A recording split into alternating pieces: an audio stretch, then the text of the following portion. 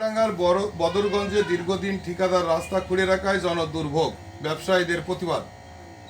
চুয়াডাঙ্গার বদরগঞ্জ খাড়াগুদা সড়কের বদরগঞ্জ বাজারের নিকট দীর্ঘ 2 মাস রাস্তা খুঁড়ে রাখায় জনদুর্ভোগ সৃষ্টি হয়েছে। অবিলম্বে রাস্তার কাজ সমাপ্ত করার দাবিতে গতকাল সোমবার সকাল 10টার দিকে বদরগঞ্জ বাজারের ব্যবসায়ীদের উদ্যোগে প্রতিবাদ সভা অনুষ্ঠিত হয়।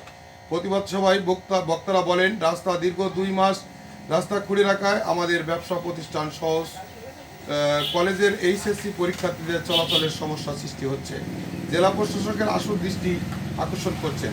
অত্র প্রতিবাদ সভায় উপস্থিত ছিলেন বদরগঞ্জ দোকান মালিক সমিতির সভাপতি আবুল কালাম আজাদ, মসজিদ কমিটির সভাপতি হাজি ওলিউর রহমান, ইকরামুল হক, জিয়াউর রহমান, হাজি খলিলুর রহমান, সোহাগ আহমেদ, হামিদুর রহমান, ইসলাম, রুমি আহমেদ, মগরব আলী, নাসিমউদ্দিন, আজম খান, আনিসুর রহমান, জিকু, মমিনুল ইসলাম, মিলন মিয়া, শরীফুল ইসলাম সহ অনেকেই।